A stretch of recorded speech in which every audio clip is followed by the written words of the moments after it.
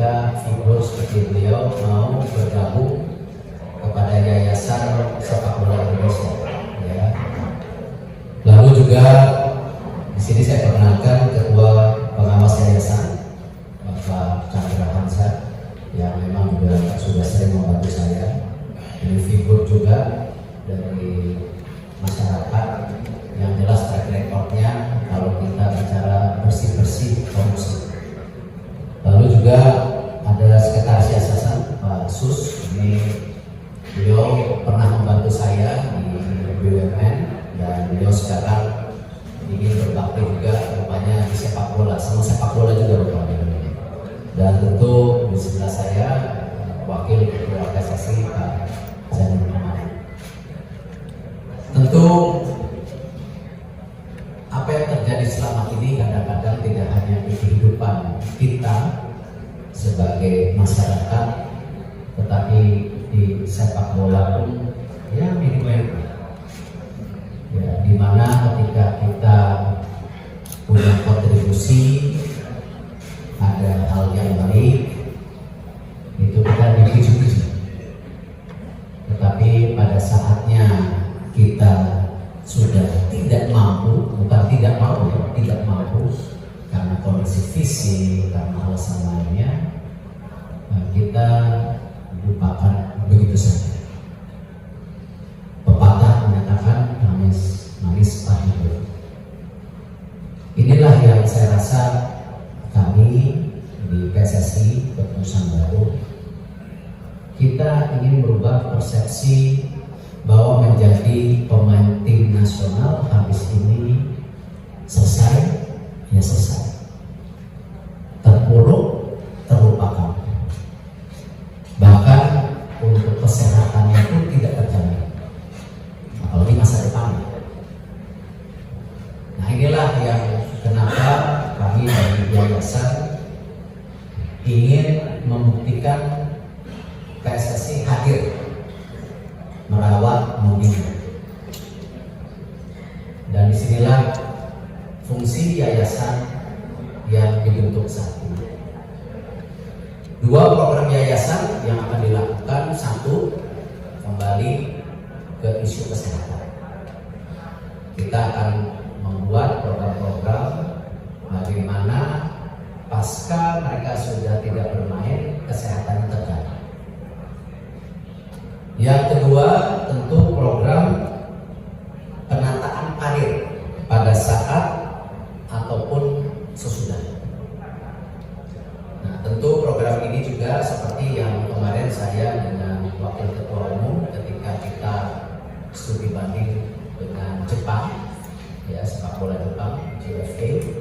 Di situ ada program post atlet istilahnya.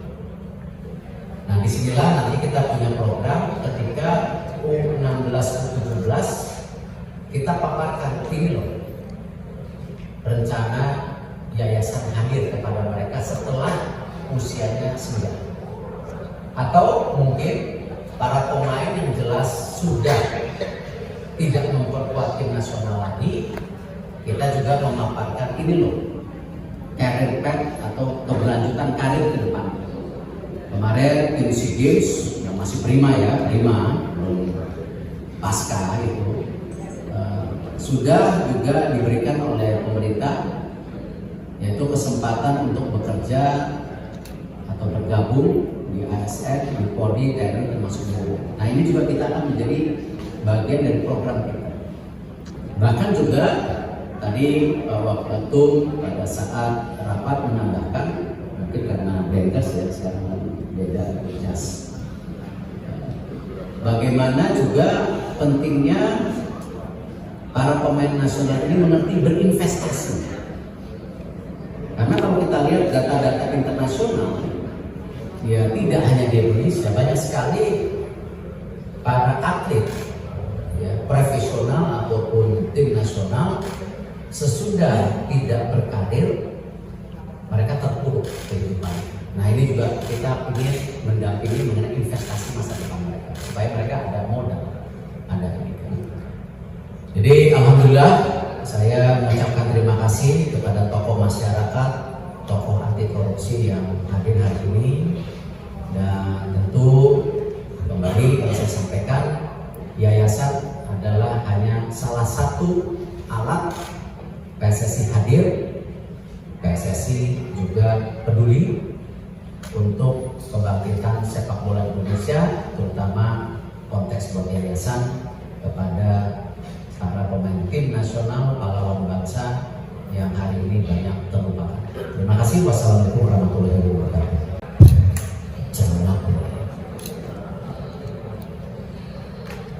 PSSI kan sudah membentuk PT Garuda, nanti press conference bertahap, ya, di mana kita memberikan hak komersialisasi untuk tim nasional, ya, di PT tersebut.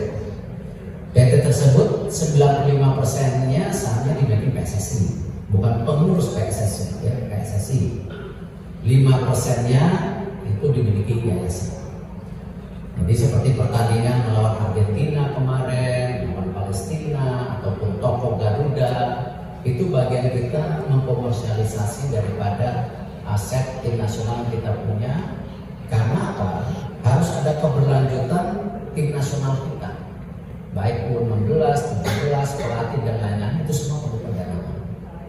Nah, nanti PT ini akan melakukan dividend ad interim, jadi per 3 bulan mendividenkan kepada PSSI. Dan itu juga karena yayasan punya, dia akan mendapatkan porsi.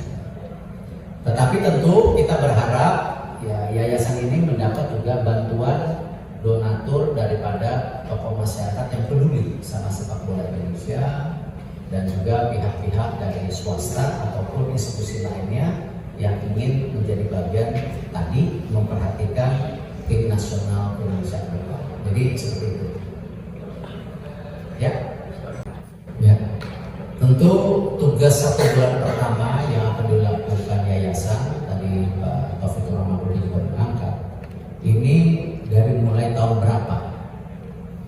Nah, inilah nanti Pak Sus sebagai sekretaris yayasan akan duduk bersama PSSI untuk melihat seluruh data pemain tim nasional, mana yang memang berkecukupan, mana yang berkurangan.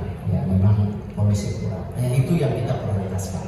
Jadi melalui database yang ada. Lalu tadi disampaikan programnya, tentu kalau yang membutuhkan kita akan coba memberikan bantuan kesehatan. Ya, kemarin ada contoh kiper tim nasional kita, Kurnia Mega, isu awalnya kesehatan, sehingga penglihatannya terganggu, sehingga sulit untuk bekerja. Yang akhirnya tentu pendapatan bulanannya, bahkan hasil daripada jeripayahnya berapa tahun berkarir sepak bola itu sirna. Ya, rumahnya, motor, medali pun dijual. Nah, tetapi ini kan jangan hanya menjadi cerita-cerita kisah sedih di media, tetapi apa yang kita harus lakukan kepada Kurnia Mega lain. Nah, disitulah kesehatan menjadi prioritas utama. Ini yang 1 bulan ini kita akan petakan dan kita akan coba cari solusi. Baru kedua tadi yang Pak Ketua sampaikan, dan tentu studi banding kita dengan Jepang, career path. Career path itu tadi, ya, kita ingin mendorong U16 U17 mengerti career path masa depan mereka, bahwa kalau mereka berprestasi ada ASN, polisi, TNI, BUMN, atau mereka punya career path yang lain, mereka tidak mau di situ. Dengan tabungannya, dengan pendidikannya, mereka akan kembali ke masyarakat, ya, apakah kerja di swasta ataupun di bola jadi pelatih dari apa. Nah, ini yang kita akan kenal dan kita akan dampingi. Ya, supaya tadi jangan sampai orang-orang tua di Indonesia melihat sepak bola ini miskin banget, tidak ada masa depan. Ya.